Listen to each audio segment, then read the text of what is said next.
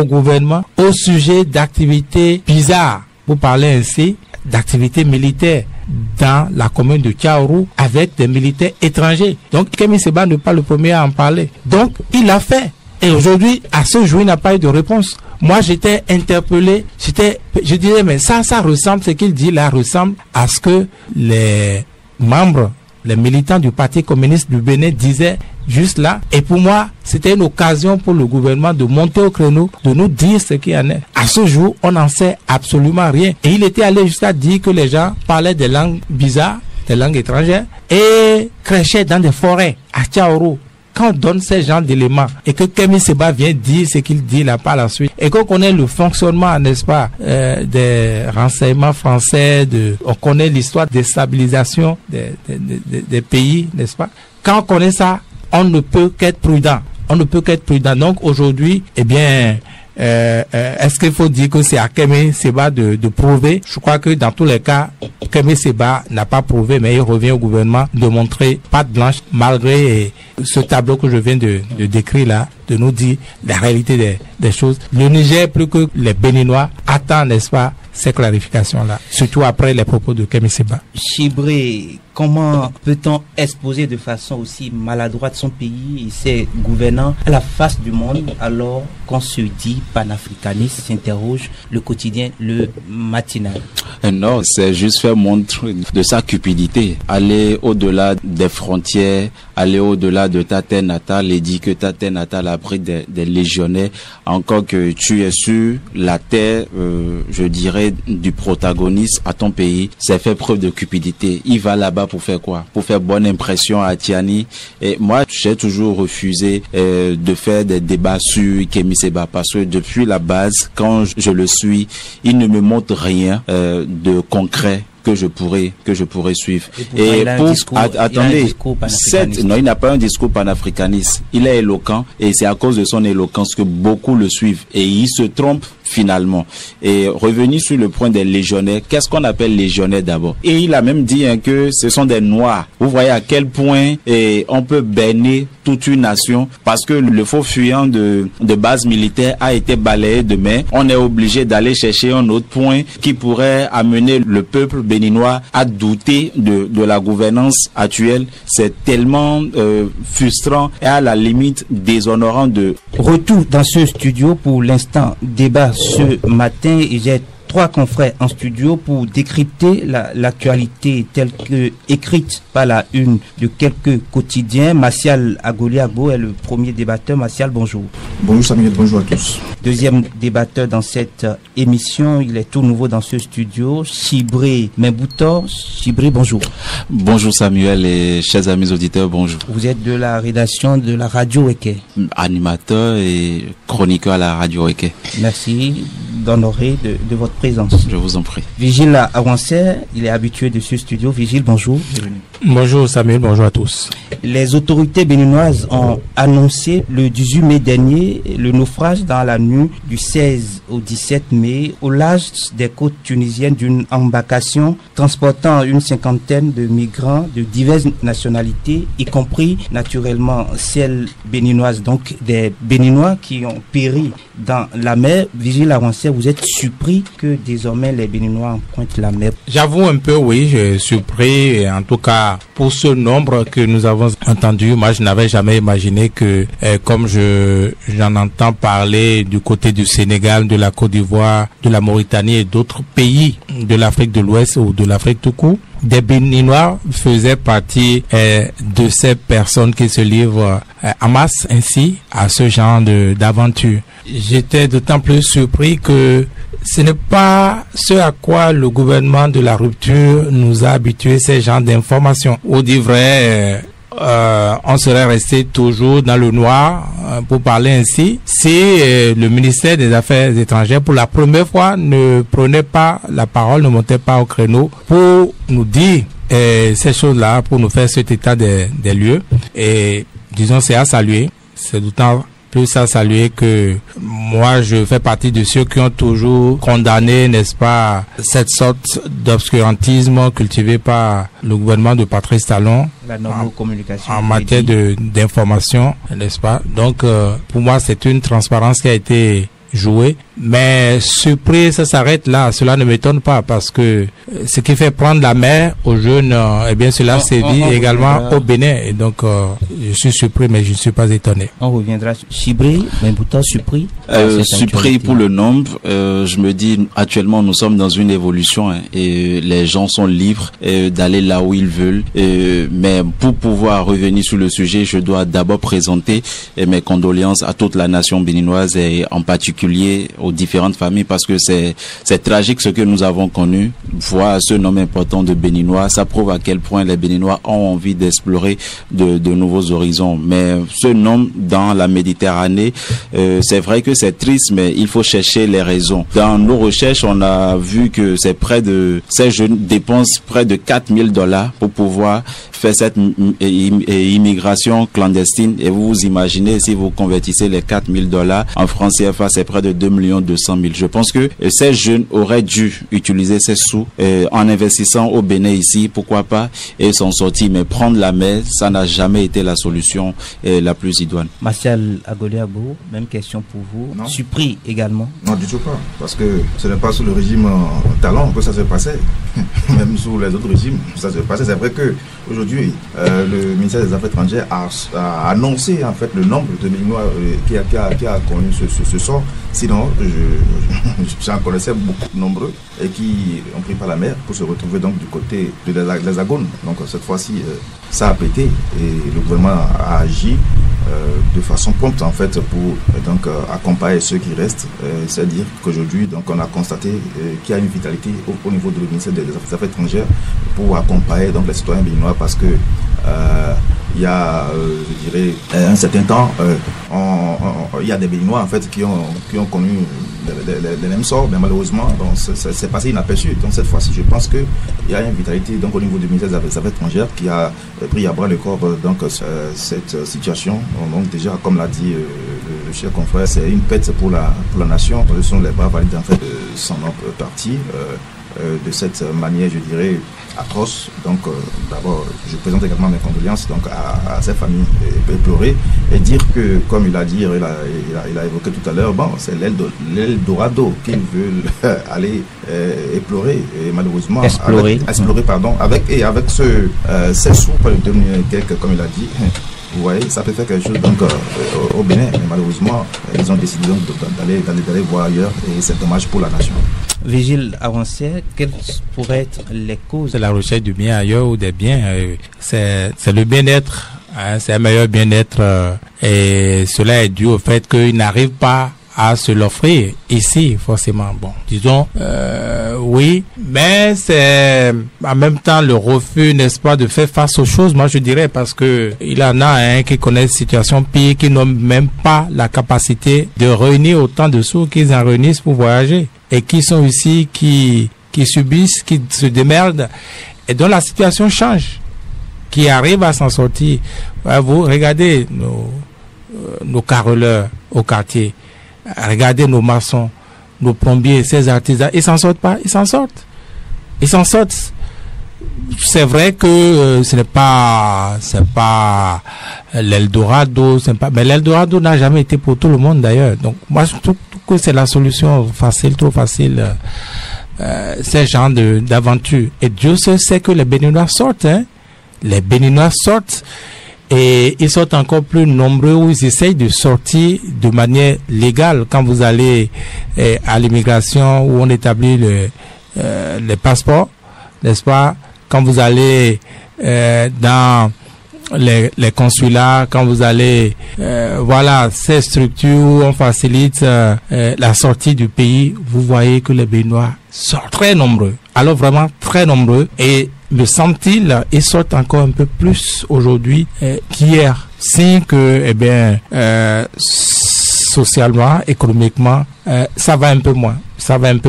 Mais, en principe, ce n'est pas pour ça, n'est-ce pas, qu'il faut se livrer à ces aventures-là que nous voyons. Et c'est en cela que je salue encore une fois, disons, cette politique de la vérité qui est désormais, on va dire, C'est une première. On espère que ça va continuer, qu'on nous donnera les chiffres au fur et à mesure, n'est-ce pas? Pour sensibiliser, parce que ça participe également de la sensibilisation. Tous ceux qui s'y essayent n'atteignent pas l'Europe. Ils n'atteignent pas l'Europe. J'avais été pour la première fois choqué, je vais dire, encore que c'était pas encore ce grand nombre, quand j'avais entendu que des Béninois avaient été arrêtés en Libye, alors qu'ils n'étaient que de passage en Libye, fait prisonnier, esclave, machin.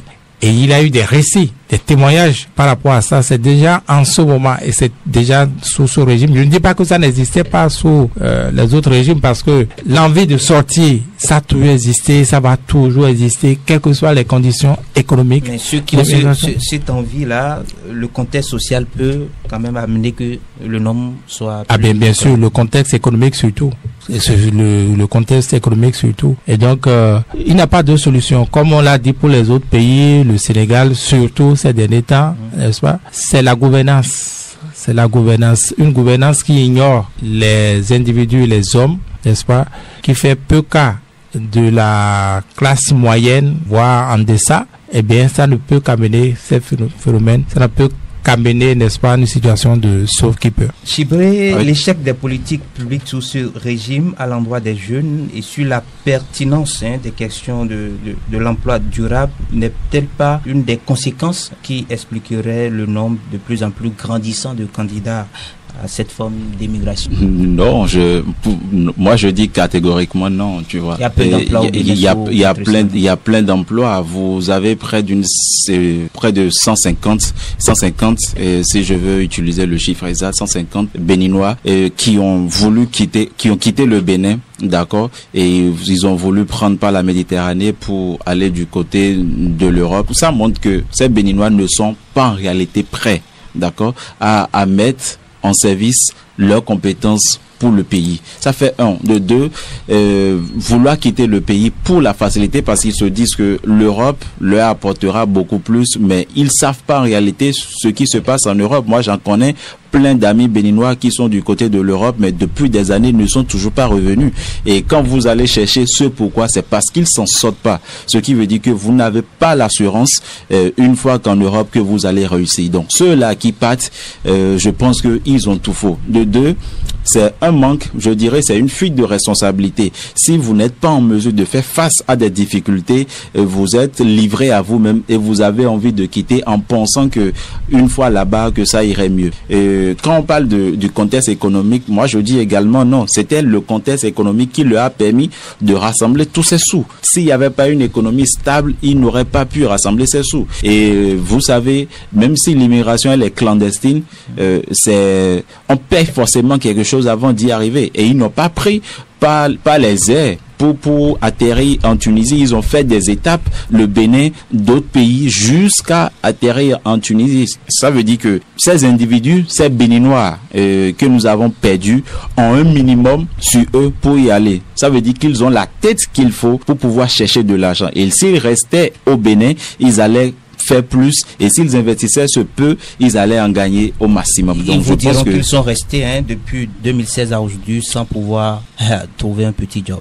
Non, du tout pas. C'est ça, je vous dis. S'ils étaient restés, d'accord, comme vous le dites, comment ils ont pu faire pour avoir ces sous? Ça veut dire que le contexte est favorable. Le travail, tout dépend de ce que vous mettez dans je cherche un emploi. Et moi, je le dis toujours, il n'y a pas de saut métier. Peu importe ce que vous faites, tant que ça vous permet de vous nourrir, de vous habiller, d'avoir un logement et puis d'assurer vos besoins sanitaires, je pense que c'est suffisant. Le reste, ce n'est que de l'enjoliveur. S'acheter des voitures, construire de grosses maisons un peu partout, c'est juste de l'enjoliveur. Ce sont des détails en fait.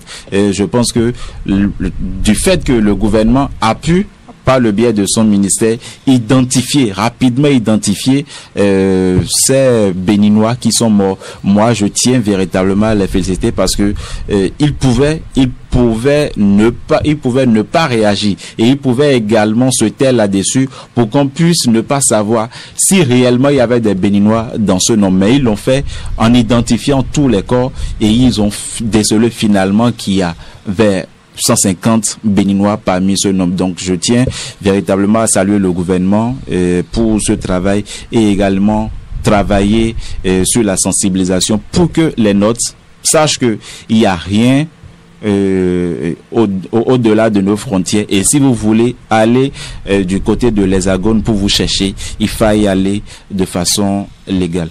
Martial Abou, les causes pour vous? Les causes sont multiples. Vous savez très bien que, comme je l'ai dit, ils veulent explorer toujours l'Eldorado. Peut-être qu'il y a mieux ailleurs. Donc, ils essaient donc de faire cette aventure pour voir. Et comme l'a évoqué mon cher confrère tout à l'heure, vous savez, quand ils vont donc de ce fait, de façon clando en Europe, il faut faire plus de 10 à 15 ans avant d'essayer donc de trouver en fait une porte de sortie. Parce qu'il faut tomber d'abord sur peut-être une Française, une Italienne ou bien une Marocaine, l'épouser, d'accord, avant d'essayer maintenant sortir la tête, sinon on se cache pour ne pas se faire chipper par la police. Voyez-vous cet écart de 15 ans déjà d'abord de vie. C'est difficile. Et le travail en ce moment-là. Donc c'est un risque en fait qu'ils prennent en le faisant ainsi. Alors qu'à côté, avec les dépenses qu'ils ont eu à faire, il a dit, il faut passer par Zender, le Niger, tomber vers la Libye, tomber vers la Tunisie, et vous voyez, passer par donc la mer pour tomber donc en Europe. Ce sont des trajets qui coûtent cher, excessivement cher. Donc ceux-là, au moins, ont eu l'habilité de réunir assez de fonds pour faire ce trajet. Est-ce que vous voyez? Donc, avec ces fonds qu'ils ont réunis, pourquoi ne pas en fait s'associer pour faire quelque chose ici et gagner le pari au lieu de prendre ces sous, parce que d'autres en veulent pour produire. Même pas à ce montant. Pas à ce montant. Pour produire quelque chose, ben ils n'en ont pas. Mais eux autres, ils ont eu la chance d'avoir ce gros sous et ils ont tenté l'aventure. Donc la vie c'est un choix. Hein. Ils ont choisi. Et tant mieux, c'est arrivé qu'ils se retrouvent donc noyés et les périls, ils ont choisi. Vous n'épinglez pas la responsabilité de l'État dans cette aventure. Je vous ai dit tout à l'heure quoi. J'ai dit les sous qu'ils ont, d'autres en veulent même la moitié, même le quart, pour avoir quelque chose ici au Bénin. Mais ils n'en ont pas. Mais eux autres, ils ont pu quand même engranger plusieurs millions de francs CFA pour faire ils ont fait le choix. Mais pourquoi on va incriminer l'État, le gouvernement? Non, du tout pas. Il n'y a pas le plein emploi au Bénin. Écoutez, vous voyez, chacun essaie toujours de sortir la tête de l'eau. Chacun essaie toujours de sortir la tête de l'eau. Donc, c'est pourquoi j'ai dit, si moi j'ai ces sous-là, mais je vais encore accroître ma pollution. J'en veux, là où je suis. J'en veux. Mais eux autres, ils ont pu trouver. Je ne sais pas là où ils ont trouvé ça. Est-ce que vous comprenez? Moi, j'en veux. C'est quoi si j'ai ces sous, je vais encore accroître en fait ma pollution. Mais je n'en ai pas pour le moment. Est-ce que vous voyez? Donc, ils ont choisi. Donc, je ne peux pas incriminer le gouvernement, non du tout pas. Je ne peux pas incriminer le gouvernement, c'est un choix libre en fait de le faire. Réquisitoire sévère contre ces migrants ce matin sur ce plateau. Vigile avancé, quelle devrait être quand même la part de responsabilité du pouvoir, ou tout ce que vos confrères ont dit? Non, il revient au pouvoir, comme vous avez dit, de mettre en place le mécanisme pour non pas créer les emplois forcément, mais mettre en place le mécanisme pour que les emplois soient facilement créés. Vous voyez, les conditions faites aujourd'hui aux entreprises, c'est un tout, n'est-ce pas? C'est un tout. C'est pas si facile d'entreprendre au Bénin, même quand vous entreprenez. Les conditions font que nous sommes tous pareils, nous vivons presque les mêmes choses. Donc, qui va aller acheter auprès de qui pour parler du commerce, par exemple, ou bien d'autres choses. C'est tout un ensemble, n'est-ce pas? C'est tout un ensemble. Comme on dit trivialement, quand on sait partout, c'est serré, donc il faut desserrer, comme on dit. Et quand on dit ça, c'est un bien gros mot. Il faut détailler ça, n'est-ce pas? Donc c'est également ça.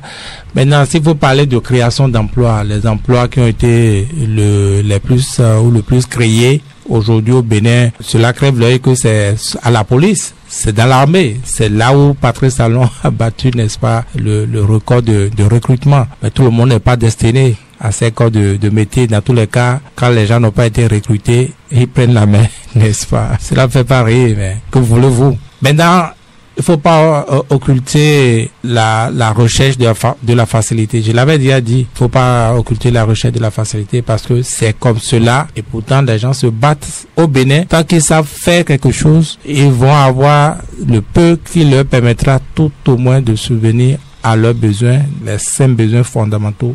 Bon, même si on exclut quelques-uns, construire, bon, pas forcément, n'est-ce pas? Mais ils pourront tout au moins, n'est-ce pas, se faire leur petite vie en attendant, parce que faut pas l'oublier, la gouvernance au niveau de l'État, ça impacte forcément le quotidien des habitants. Et ça, c'est maintenant que les Béninois comprennent de plus en plus. Quand on leur dit, le choix que vous faites, le choix de vos gouvernants, ça impacte forcément votre quotidien. Exemple, oui, il est indéniable que Patrice Talon fait des routes, de belles routes. Les routes, c'est pas, ça s'arrête là, n'est-ce pas? Comme l'autre le disait, pavé Minadoua. Non, c'est pas rien. Faut pas dire non plus que c'est pas rien. Mais quand vous faites ces choix, vous délaissez d'autres. Voyez-vous? Donc, c'est un choix. Quand Patrice Talon est arrivé, il a cassé les bonnes dames, les bords de voie, il a fermé des entreprises. D'autres n'auraient pas fait ça. D'autres auraient dit, mais si nous faisons ça, ça aura tel impact sur l'économie. Sans doute, il a mesuré ça et dit, allons-y, moi, mon objectif, c'est ceci. Ça passe par ce sacrifice-là. Certains vont en pâtir et des gens en pâtissent. Voilà, parmi ceux-là qui en pâtissent, qui prennent la mer, qui vont prendre des risques, qui se disent, bon, ici, c'est la mort, là-bas, c'est la mort, et je risque aussi d'y être vivant, autant prendre la mer, autant prendre le risque.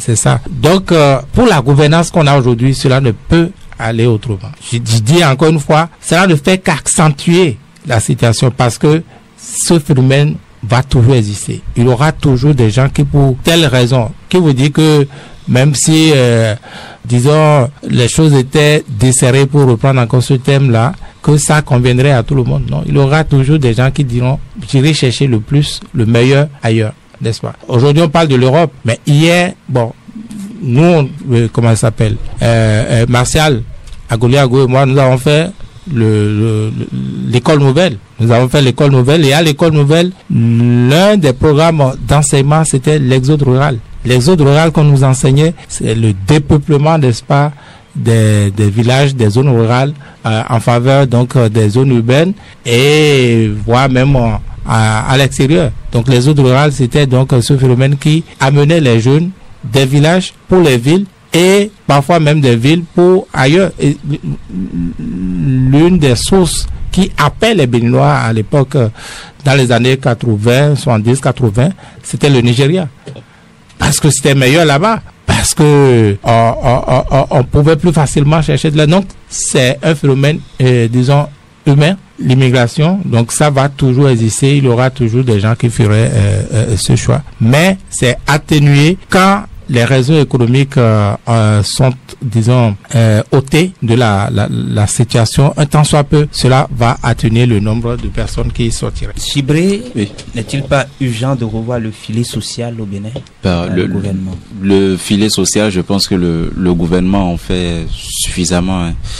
Mais tout dépend de comment vous le prenez.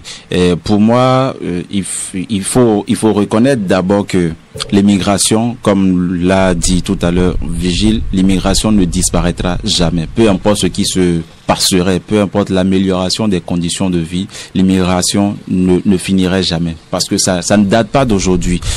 Donc, il faut continuer la sensibilisation, amener les jeunes à comprendre réellement qu'il n'y a rien de mieux que de rester dans son pays et investir. Et c'est la seule manière de s'en sortir. Plus vous restez au pays, plus vous avez l'assurance, d'accord, d'avoir toutes les capacités et toutes les ressources de vous en sortir. Et parlons du filet social, comme vous le dites, je ne vois pas ce que le gouvernement aurait fait d'autre, parce qu'actuellement il y a beaucoup de secteurs dans lesquels le gouvernement a beaucoup travaillé pour pouvoir impacter sur le Béninois lambda. Je pense que ça dépend de chacun de nous. Si nous voulons avoir une meilleure vie, ça dépend de la responsabilité que chacun à son niveau aurait prise. Parce que peu importe ce que le gouvernement injectera, vous imaginez une famille avec, vous n'avez pas encore une situation reluisante et vous encombrez avec bon nombre d'enfants. Avec la situation d'aujourd'hui, la mondialisation, je veux dire, il vous serait difficile de vous en sortir. Donc, le filet social appellera forcément la responsabilité et puis la conscience de chacun de nous. Donc, c'est ce que je pourrais dire sur ce point et inviter le gouvernement à renforcer davantage ce côté pour pouvoir permettre aux Béninois de savoir que même en étant au pays, qu'ils pourront réussir et d'amener le Béninois à aimer beaucoup plus, surtout l'esprit patriotique patriotique, à aimer son pays. Parce qu'aujourd'hui, on remarque que la fibre patriotique pratiquement disparaît et c'est dangereux. Quand vous n'aimez pas votre pays, vous ne vous sentez plus à l'aise dans ce pays, cela vous poussera à vouloir quitter. Et là, vous aurez forcément ces cas de tragédie dans la Méditerranée, même si ce n'est pas là. Il y a forcément d'autres migrations, mais c'est pas les bateaux. Il y a également pas la voiture. Donc, je vais appeler la jeunesse, parce que c'est la jeunesse qui constitue le fer de lance de ce pays. C'est à la jeunesse de prendre conscience et de savoir qu'ils doivent être beaucoup plus nationalistes et aimer leur pays pour pouvoir s'en sortir. Dans le même sens, d'invite, il y a le parti Les Démocrates qui n'invite pas les jeunes comme vous l'aviez fait. Il a invité les jeunes plutôt dans un sens contraire à le vôtre. Vidi et Martial Agoli-Agbo, le parti invite la jeunesse à prendre de plus en plus position sur les orientations non pertinentes de ces régimes. Alors, vous savez, comme j'ai eu à le dire, on n'a pas à incliner le régime. Je pense que, comme l'a dit, même si on peut la sensibilisation par rapport à des politiques publiques qui ne favorisent pas cette jeunesse, elle subit finalement. Vous savez, aujourd'hui, moi je remercie en fait le régime en place pour un fait. Vous devez constater qu'en temps, nous ne nous spécialisons pas. Par exemple, quand on parle de la mécanisation, le secteur agricole, la terre ne ment pas. Voyez-vous, donc aujourd'hui, la jeunesse se rue beaucoup plus en fait vers, je dirais, la bureaucratie. Voyez-vous, je veux porter aussi des cravates. Et c'est ça en fait, et c'est concentré à ce niveau-là. Et on oublie en fait la terre, on oublie la mécanisation. Voyez-vous, aujourd'hui, le gouvernement a commencé par, je dirais, inciter la jeunesse dans ce sens. C'est déjà un pas. Voyez-vous, c'est un pas. Puisque, voilà, on dit que la terre ne ment pas. Mais la jeunesse fuit la terre, alors que nous avons la terre à cultiver. Il y a l'élevage, donc il y a beaucoup de choses en fait que la jeunesse en fait oublie et qui donne. Est-ce que vous voyez? Donc je pense que c'est dans ce sens que nous devons en fait, je dirais aujourd'hui, sensibiliser la jeunesse. N'attendez pas forcément à aller, je dirais, dans l'administration publique avant de manger. Il y a plusieurs, mais on en connaît plusieurs qui ont des milliards de francs CFA, mais qui ne sont jamais allés à l'école. Est-ce que vous voyez? C'est ça la logique des choses. Donc sensibilisons la jeunesse par rapport à ça.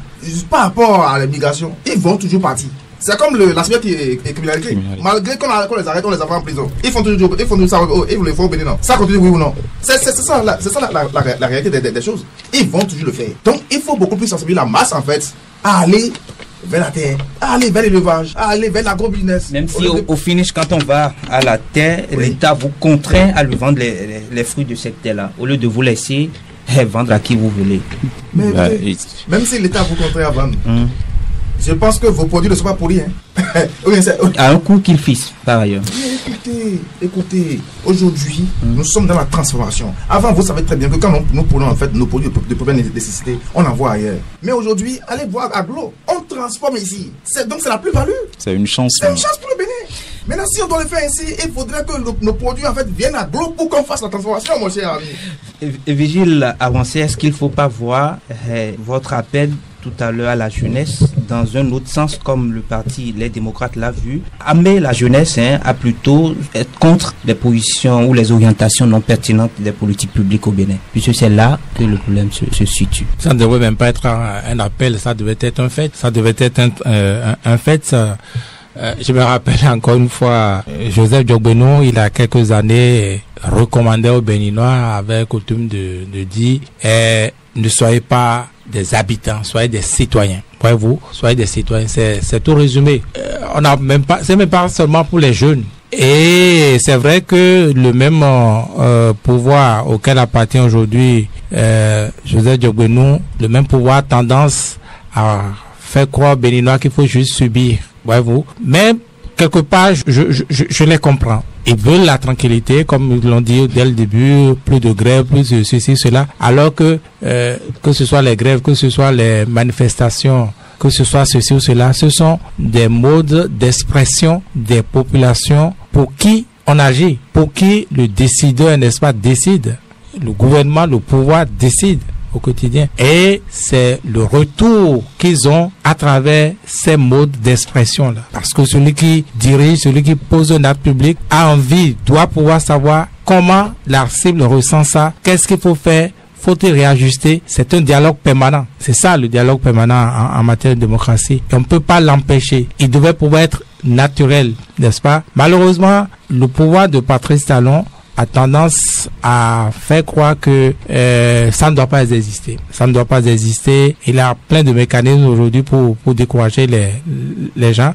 Mais je dis, il revient, n'est-ce pas, à ceux qui sont dirigés, à ceux pour qui on pose ces actions publiques-là, de ne pas subir. Il revient de dire au gouvernement, n'est-ce pas, que cela ne se fait pas comme ça, que nous ne sommes plus en démocratie et qu'ils ont hérité, n'est-ce pas, d'un mode de gouvernance qui est induit par la démocratie et qui doit rester dans cette ligne-là, n'est-ce pas? Puisqu'ils n'ont pas changé de pays et ils n'ont pas changé de ça. Donc c'est ça, c'est ce que on appelle la démocratie participative. Ça devait pouvoir être de soi, et même si on vous contraint, n'est-ce pas, à abandonner ces mécanismes-là, c'est aux jeunes surtout, de pouvoir dire non. Mais vous entendez dans un pays où on dit la loi dit, on va se coucher. Ou vous voyez même des décisions de justice qui visiblement sont injustes. On dit ah non, la justice a dit, on va se coucher. Dans un pays comme ça, vous ne pouvez qu'avoir, n'est-ce pas, ce type de gouvernance. Donc c'est réel, c'est que dit le parti les démocrates. Ils le disent exactement comme Joseph Diogbenou, je le disais tantôt, on espère que, ça ne va pas être pareil au cas où ils prendraient un jour le pouvoir, puisque les mêmes là, on les avait d'ailleurs vus hier, et c'est en leur temps que Joseph Diogbenou le disait, parce que ce n'était pas le cas. Sauf que, en ce moment, ce n'était pas le silence ou cette obligation à rester silencieux n'était pas aussi structurée comme c'est structuré aujourd'hui. C'est les Béninois qui n'allaient pas à la conquête de leur liberté, puisque c'est ce qui résume toutes les libertés publiques. C'est les Béninois. Aujourd'hui, les libertés publiques sont mises dans les cordes, structurées par des soi-disant lois, parce qu'une loi, quand c'est fait de cette manière, c'est pas une loi en réalité, si c'est pas l'obéissance, l'obséquiosité et un béat des Béninois. Est-ce que vous sentez que cette jeunesse a conscience de ce qui se passe là, puisque déjà le samedi, cette même jeunesse s'est réunie avec le parti BR pour fêter? Non, il aura toujours, même dans un pays en guerre, un pays malheureux, des gens pour être heureux. Et n'oubliez pas que nous sommes sur le terrain politique. Nous sommes sur le terrain politique où la manipulation est l'une des armes favorites, n'est-ce pas? Mais par rapport à ce que vous évoquez là, j'ai trouvé particulièrement que c'est une honte. C'est une honte en ceci que ce n'est pas au moment où vous-même vous annoncez qu'il y a des jeunes qui sont allés finir leur vie dans la mer et de cette ampleur-là pour la première fois que en parallèle, vous organisez un événement comme ça. Je ne sais pas, je n'y étais pas, je ne sais pas si tout au moins ils ont fait observer une minute de silence et fait une petite sensibilisation par rapport à cela. Chibré qui est animateur par ailleurs, peut-être qu'il y était. Et très proche du parti Bloc républicain par ailleurs. Oui, ses opinions laissent transparaître sa proximité. J'ai trouvé que c'était maladroit. Ailleurs, ça ne se passerait pas comme ça. Dans d'autres pays, cela ne se passerait pas de cette manière-là. On aurait pu sur soi peut-être reporter, en tout cas montrer une certaine compassion. Cela n'a pas été le cas et c'est déplorable. Dynamisme Info déplore cette situation également. Rassemblement des jeunes pour louanger la rupture, une activité comme une insulte à la mémoire des victimes en Tunisie. Chibré. Je fais un rectificatif, pas pour louanger, mais pour dire merci au président Talon pour tout ce qu'il a fait. Jeune Béninois que vous êtes, peu importe où vous vous trouvez, c'est normal. Quand vous faites le point de tout ce qui a été fait en moins de 8 ans, vous vous dites waouh, c'est du jamais vu, c'est de l'inédit en fait. Donc il est de bon ton d'aller encore sur une place telle que l'Amazone et de remercier celui que nous avons choisi, élu démocratiquement. Même si à la veille on a perdu. Attendez, j'allais en venir. Vous savez, dans la vie, il y a des faits qu'on appelle des coïncidences. Et personne n'avait fait ce programme. Personne n'avait fait le programme de la pète de nos braves allées dans la Méditerranée. Et tout à l'heure, j'entendais mon grand frère disait que c'était un choix. Ils avaient fait le choix d'y aller. Et la République ne peut pas s'arrêter parce que des gens sont morts dans la Méditerranée. La République doit continuer. C'est comme ça qu'on peut faire vivre le pays. Non pas les jeunes qui sont allés dire merci au président Talon, n'ont pas cherché à savoir ou bien n'avaient pas reçu l'information de ce qu'il y avait déjà des morts dans la Méditerranée. Et tout à l'heure, je vous entendais dire que c'est quelque chose d'organisé. Je ne pense pas. C'est un mouvement d'ensemble. Des jeunes républicains du littoral, ils se sont levés. Ils ont voulu aller au niveau de l'Amazon. À qui vous voulez faire croire que c'est une improvisation? C'est ce que vous dites clairement, ça? Pour moi, c'est une improvisation. Et ils sont partis. Le SGN étant du bloc républicain, naturellement devrait venir les retrouver à l'Amazon. Moi, je ne pense pas qu'il y ait un parallélisme entre le bureau exécutif ou le gouvernement ou bien les jeunes. Je pense que c'est un mouvement libre. Ça a été fait de façon volontaire et je pense que les jours à venir, on pourrait en retrouver dans les autres départements ou voire même dans les autres communes du pays. Et tout à l'heure, je vous entendais nous dire que les démocrates ont apporté leur opinion. Pour moi, ils étaient dans leur droit. C'était leur ligne et on les comprend. Mais en tant que des gens qui aspirent à diriger ce pays, est-ce de cette manière qu'ils allaient réagir? Pour moi, c'est plus que de la récupération politique et ça se comprend. Si vous invitez les jeunes à adopter une position vis-à-vis du gouvernement en place, je me demande qu'est-ce que vous leur enseignez. Et après, on dira que les lois sont faites taillées sur mesure pour pouvoir concasser le béninois. Pour moi, je trouve que nos opposants ou bien nos démocrates en font un peu de trop. L'idéal serait d'amener la jeunesse beaucoup plus à respecter ce qui est sur place, à aimer leur pays et à beaucoup plus investir dans leur pays parce qu'il n'y a rien ailleurs. On change de sujet à présent. Le matinal titre ce matin « Tension entre le Bénin et le Niger, Kemi Seba, un antipatriote qui se révèle ». Martial Agoliago, vous titrez ce matin cette phrase, si je peux le dire ainsi, parce que Kemi Seba aurait sorti, il a fait une sortie médiatique, une conférence de presse organisée à Niamey le week-end écoulé, où l'activiste quand même a une position tranchée fondée sur une supposée présence des légionnaires noirs au Bénin. On a quitté le terrain des bases militaires supposées et un nouveau concept vient, présence des légionnaires noirs au Bénin, porté par Kemi Seba. Vous voyez ce monsieur qui se dit panafricaniste a ses objectifs que lui-même connaît et c'est à lui donc de sortir à tout vent pour l'expliquer à qui veut l'entendre. C'est-à-dire que c'est vrai, il faut être panafricaniste, certes, pour défendre en fait les intérêts, les idéaux donc de toute nation africaine qui a subi des affres de par les colons. C'est normal qu'on soit dans cette défense-là. Mais aller au-delà, en franchissant en fait la ligne rouge, pour en fait semer, je dirais, de la pagaille au sein des nations africaines, là, ce n'est plus normal. Là, il faut avoir le courage de le dire parce que vous voyez en fait la tension aujourd'hui qu'il y a entre le Niger et le Bénin. Je pense que ce soit jeune ou adulte, nous devons chercher quand même, d'accord, à trouver une porte de sortie pour que le Niger et le Bénin s'unissent davantage. Parce que après tout, nous avons un même cordon ombilical. Vous voyez le Bénin, nous avons des Nigériens qui ont posé des Béninois, qui ont des enfants, qui ont même déjà la nationalité béninoise qui vivent au Bénin. Maintenant, vous voulez en fait qu'il y ait en fait cette guerre entre le Niger et le Bénin?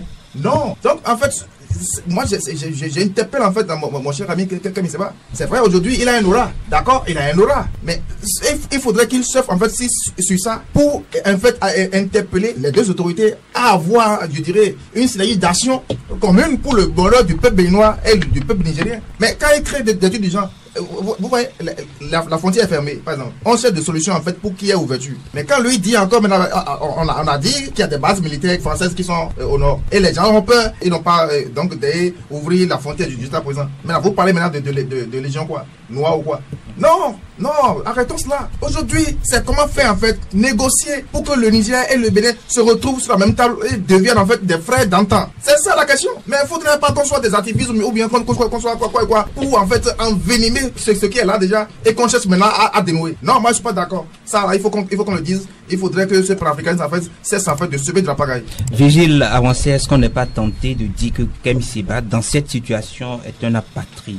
Moi, je ne l'affirmerai pas de cette manière. C'est vrai que nous sommes dans une situation conflictuelle où ces genres d'affirmations, qui plus est d'un Béninois, ne sont pas dans tous les cas de nature à résoudre la crise, ne sont pas de nature à apaiser les Nigériens qui, je le dis et je l'ai chaque fois répété, ont besoin d'être apaisés, d'être rassurés. Voyez-vous, moi j'ai suivi Kemi Seba comme j'ai suivi son alter ego Nathalie Niam. Je trouve que ça évolue déjà par rapport à ce que les Nigériens disaient. Parce que moi, j'ai toujours dit, les Nigériens, c'est trop gros de dire qu'il y a des bases militaires au Bénin. Ils savent ce que c'est qu'une réalité de base militaire. Ils en ont plusieurs chez eux. Et ils savent que ça ne peut pas être caché comme ça. Une base militaire, c'est presque une ville. Sinon, c'est une ville dans une ville. Ça ne peut pas se cacher, n'est-ce pas? Donc, entre ça et peut-être des activités militaires illicites ou secrètes qui pourraient être organisées, il y a une nuance. Et je crois que nous sommes en train d'évoluer vers cette nuance-là. Moi, je ne dirais pas ici Kémy Séba a tort. Moi, je ne le dirais pas. Ce qu'il a affirmé est quand même grave, non? C'est assez grave, je suis d'accord avec vous. Et la faiblesse de ce qu'il affirme, c'est que il n'étaye pas. Ce n'est pas étayé. Donc, c'est difficile de le prendre au sérieux, n'est-ce pas? Et les affirmations sont d'autant plus graves que quand c'est comme ça, ça a besoin de preuves pour être cru. Et ça a manqué, je suis d'accord. Mais je ne dirais pas d'emblée qu'il a tort. Parce que, je ne sais pas si c'est pas votre cas, mais on sait bien comment les puissances occidentales, à travers les renseignements militaires et autres, fonctionnent.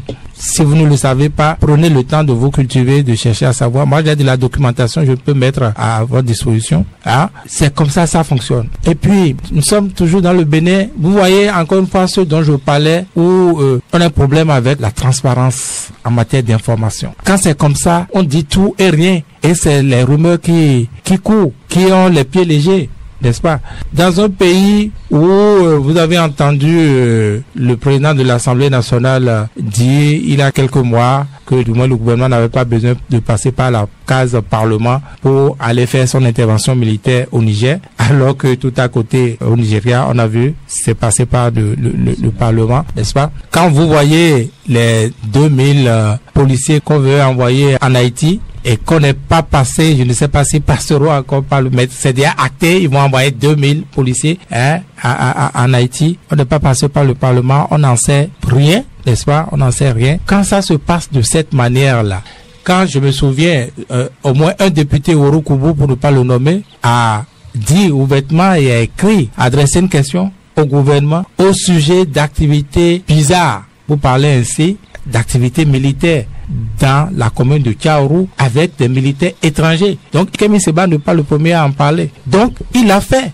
Et aujourd'hui, à ce jour, il n'a pas eu de réponse. Moi, j'étais interpellé. Je disais, mais ça ressemble, ce qu'il dit là, ressemble à ce que les membres, les militants du Parti communiste du Bénin disaient juste là. Et pour moi, c'était une occasion pour le gouvernement de monter au créneau, de nous dire ce qu'il y en est. À ce jour, on n'en sait absolument rien. Et il était allé jusqu'à dire que les gens parlaient des langues bizarres, des langues étrangères, et crèchaient dans des forêts à Tchaourou. Quand on donne ces genres d'éléments et que Kémy Séba vient dire ce qu'il dit là par la suite et qu'on connaît le fonctionnement, n'est-ce pas, des renseignements français, on connaît l'histoire des stabilisations des pays, n'est-ce pas? Quand on connaît ça, on ne peut qu'être prudent. On ne peut qu'être prudent. Donc aujourd'hui, eh bien, est-ce qu'il faut dire que c'est à Kémy Séba de prouver? Je crois que dans tous les cas, Kémy Séba n'a pas prouvé, mais il revient au gouvernement de montrer patte blanche malgré ce tableau que je viens de décrire là, de nous dire la réalité des choses. Le Niger, plus que les Béninois, attend, n'est-ce pas, ces clarifications-là, surtout après les propos de Kémy Séba. Chibré, comment peut-on exposer de façon aussi maladroite son pays et ses gouvernants à la face du monde alors qu'on se dit panafricaniste, s'interroge le quotidien, le matinal?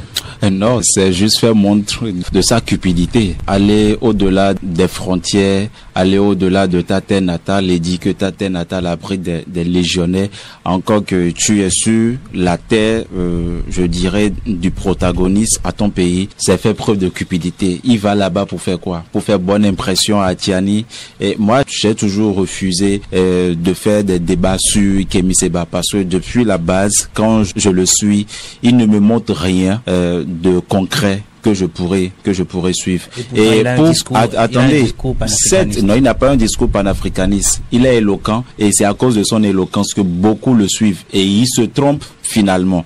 Et revenir sur le point des légionnaires, qu'est-ce qu'on appelle légionnaires d'abord? Et il a même dit que ce sont des noirs. Vous voyez à quel point on peut berner toute une nation parce que le faux fuyant de base militaire a été balayé de main. On est obligé d'aller chercher un autre point qui pourrait amener le peuple béninois à douter de la gouvernance actuelle. C'est tellement frustrant et à la limite déshonorant de voir de ces gens de Béninois qui se comportent de la sorte. Légionnaires, combien de légionnaires? Et ces légionnaires iront attaquer le Niger comment? On me parle du Niger à peur que le Bénin soit un pays qui va servir de transit pour les forces françaises pour attaquer le Niger. Au même moment, il y a le Tchad qui fait 1500 km de frontière avec le Niger où il y a pratiquement toutes les plus grosses forces de base françaises au Tchad. Si la France voulait attaquer le Niger, je pense que ce serait par là-bas, rapidement. Mais ici, ils vont quitter où? Kandi, Dou, jusqu'à la frontière Malawi. Et ils sont combien à vouloir déstabiliser le régime de Tiani? Je pense que c'est un faux alibi. Kémy Séba est dans une autre démarche. Lui veut se faire de l'argent, empocher le peuple. Non, c'est de l'argent. On sait comment il roule. Et se faire un peu de l'argent et puis continuer sa route. Maintenant, si le général Tiani, en tant que militaire, s'il a un minimum de jugeote, il devrait savoir distinguer le bon grain de l'ivraie et savoir que celui-là, il est venu me vendre du faux. Nathalie Yamb, malgré tout, n'a jamais discrédité son pays, le Cameroun. Malgré que Paul Biya soit au pouvoir depuis près de 41 ans, Nathalie Yamb n'a jamais émis un avis défavorable sur son pays. Mais c'est seulement Kémy Séba qui se comporte de la sorte. Pour moi, c'est plus qu'un vendu. Et si Dieu me donnait cette chance d'accéder un peu d'arriver au niveau des arcanes du pouvoir, forcément moi j'allais j'allais ramener le service militaire parce que c'est ça qui permet en réalité à la jeunesse d'avoir la fibre patriotique et puis de continuer. On voit une jeunesse aujourd'hui, ils n'ont plus ce que c'est que aimer son pays, l'amour du pays, ils n'ont plus ça en réalité. Et je pense que si Kémy Séba l'avait fait,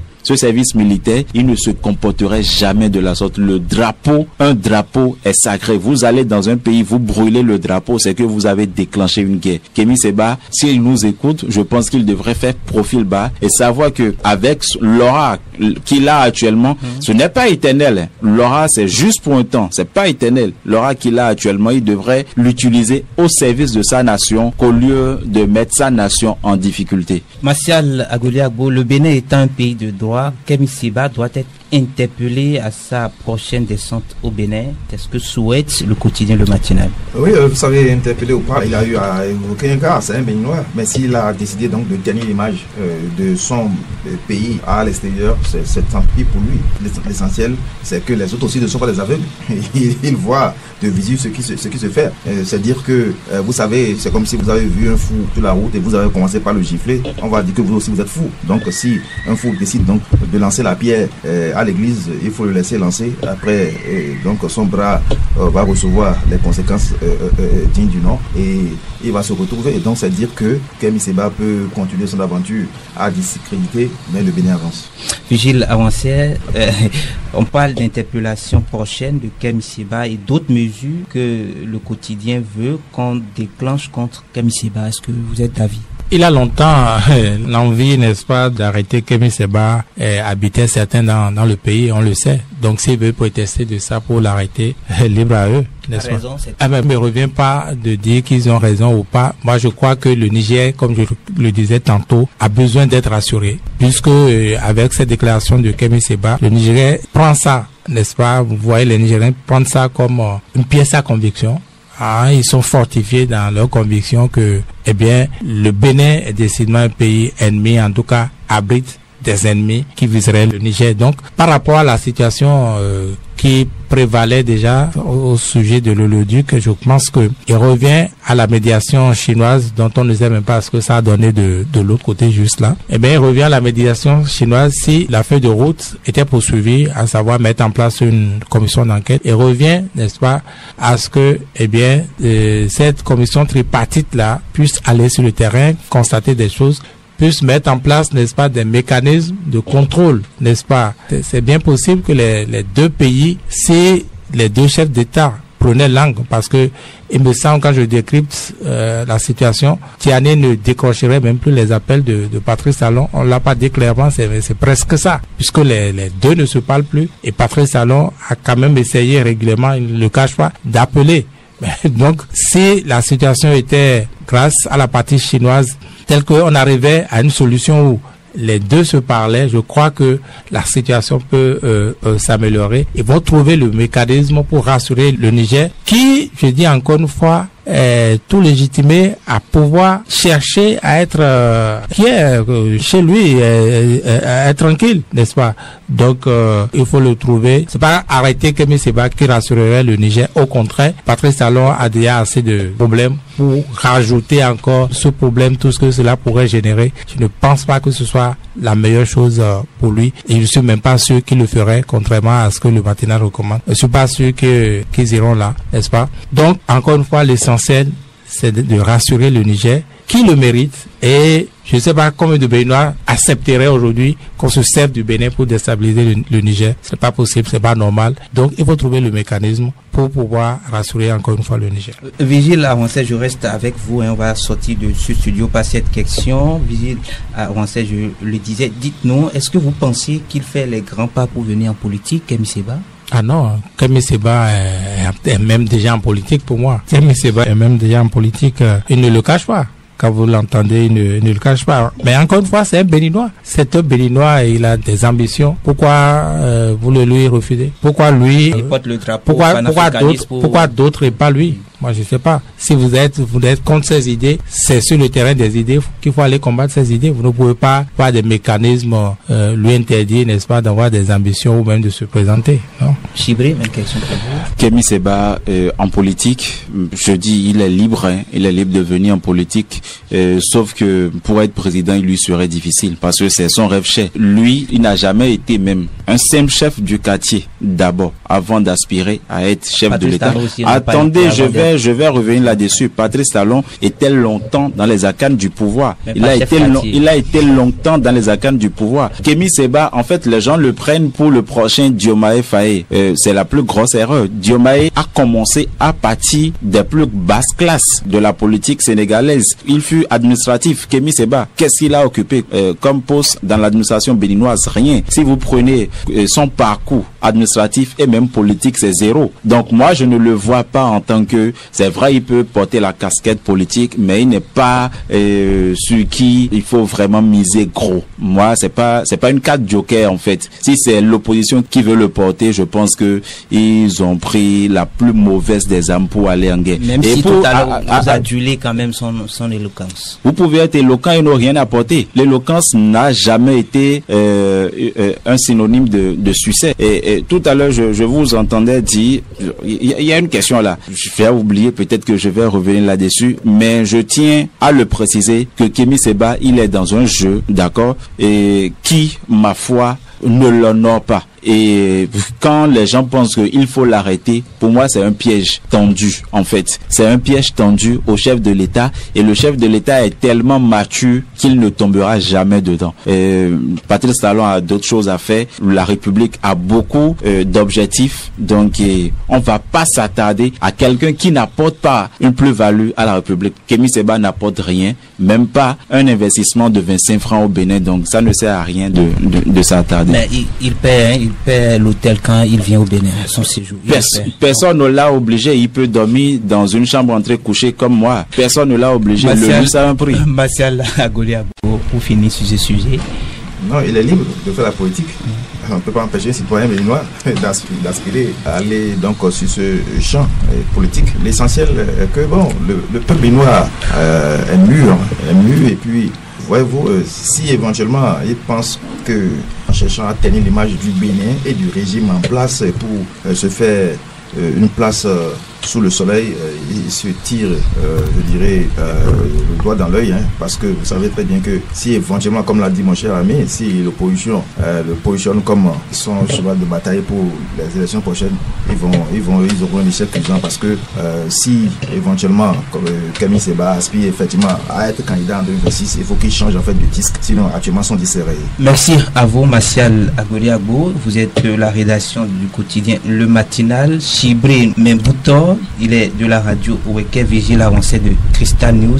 C'est fini pour ce numéro de votre émission Que dit la presse. Retrouvez Edouard Yansounou demain pour le deuxième numéro pour le compte de cette